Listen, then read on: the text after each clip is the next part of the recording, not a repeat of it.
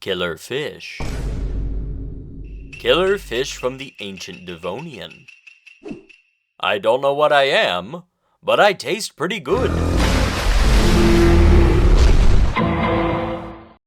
Hey guys, I'm Gary the Gremlin, but I can't deal with that now. Today we're taking a look at a silly little toy I've been so excited for, the Jurassic World Rebirth Dunkleosteus. Someone better call Dank, tell him to come get his fish. Whether you pronounce it Dunkleosteus or Dunkleosteus, one thing is for sure. This bony fish's 2-second cameo in Jurassic World Rebirth was the most exciting part of that whole movie. Yeah, does anyone else remember Jurassic World Rebirth?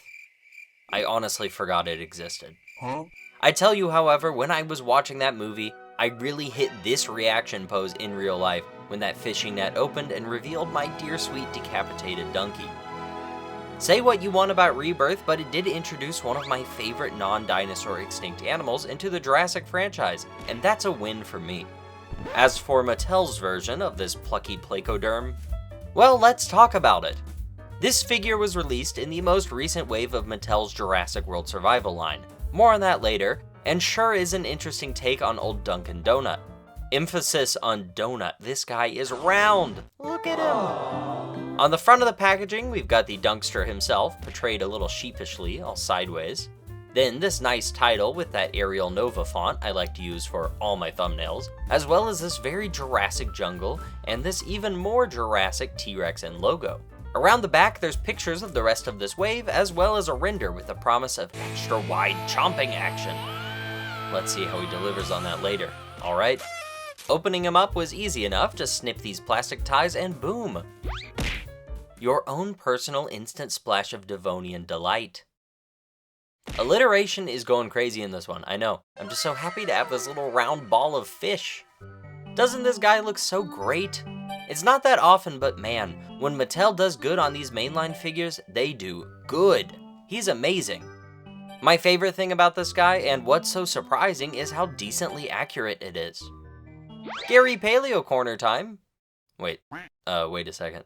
How about, Gary Paleo coral time? Like a coral reef, you know, the aquatic theme? Okay, well, fine. You see, all my life, Dunk looked like this. These proportions were created based off a Dunkleosteus' skull, and erroneously giving it the proportions of that of something like a tiger shark, all long and lithe. Scaling it out like this, you get a monster predator larger than a great white shark. However, none of these estimates are really based in reality. The real Dunk's proportions are still mostly unknown, but as scientists learn more about closely related species, as well as better understand the fossil material we do have, it helps create a more precise picture of the extinct animal, and I find that more beautiful than anything else out there. And also, the new Dunk looks like this. Oh my god! It's like if Peter Griffin was a fish.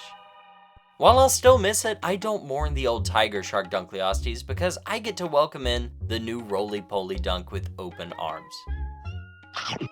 You guys know, I don't mind some Dunk in the trunk. Okay, that was the last pun, I promise. Hell, this might be the one and only time there's a Mattel figure more accurate than a PNSO release. Hi. PNSO's Dunkleosteus was made based on those older proportions and is kind of behind the times as a result. By virtue of making the most recent figure, Mattel stumbled into being the most paleo-accurate Dunk toy out there right now. Isn't that crazy? As far as details go, there's some surprisingly nice paint applications here. There's multiple big paint applications here, such as the bluish silver on this dorsal fin, these electric blue tiger stripes on the face, and this shiny metallic blue on the belly. I've seen mainline figures with better, but this isn't half bad. There was clearly some intention and purpose with it. However, I don't think I'm completely sold on the color scheme itself and would have preferred something a little more reserved. This electric nightclub neon fish tank vibe is bordering on Chaos Effect. And I love the Chaos Effect line, but just not really here. It's not bad, I don't really dislike it, it just seems like a second release repaint. You know what I mean? Usually with these Mattel lines, there's a film-accurate-ish first release of a toy, then a random repaint just a couple seconds later.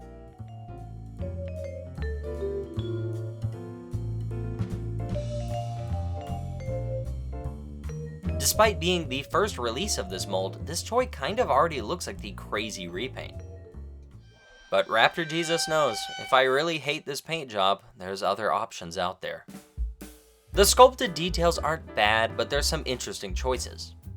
I do really like these big bony looking plates that run down the side of the body. They're not really accurate as far as anyone knows, but it does a good job of thematically getting across that this is an armored fish, so I'm chill with it. I do think it's strange that these pelvic fins are sort of massively oversized, to a degree where they nearly look like an additional set of pectoral fins. There's also the complete omission of any sort of proper caudal fin, and instead it has this sort of ragged, decaying look, like one of those poor betta fish that they keep at PetSmart. This is one thing about this figure I'm a little held up on. It was released in the Mattel Jurassic World Survival line, and the whole thing with this line so far has been mutated and extreme looking dinosaurs. Not in an awesome mad science chaos effect way, but more like, here's some random extra fins and spikes on your regular dinosaur plus a god-awful color scheme. Even still, some of the releases managed to look really cool. Like, I love this Cryolophosaurus. And for the most part, Dunk here managed to miss most of the mutation nonsense, spare for these random ragged holes in his fins. They really nailed the head sculpt, which is the important part anyways, right? These teeth here are made out of a softer rubber, which is a little interesting since they're already so dull. I will admit, they look super silly. Most depictions of Dunkleosteus portray these teeth more like a bony fish beak and less like giant chipmunk teeth. These cloudy eyes might be my favorite touch. They look so great. Now, as for that promised extra wide chomping action, I mean, I guess it is decently wide.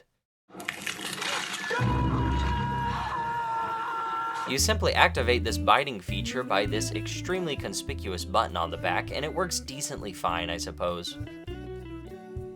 Doesn't really bite that effectively, but I guess the title extra wide chomping action didn't really entail that it would be able to bite down very hard, only that there was some sort of chomping and that it must be extra wide.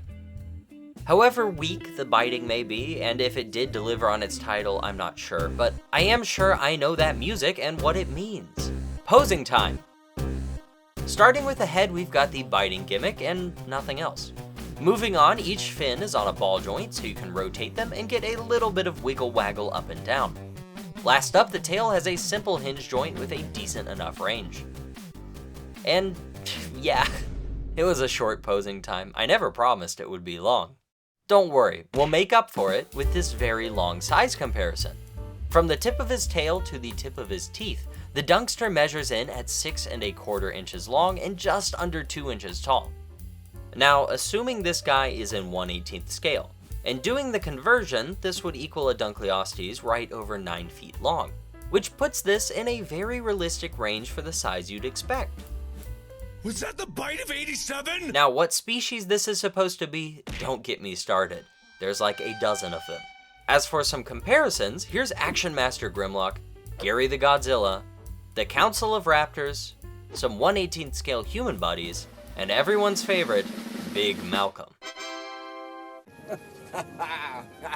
Now, I don't have many Jurassic World Survival figures, but we're still gonna have a go at it.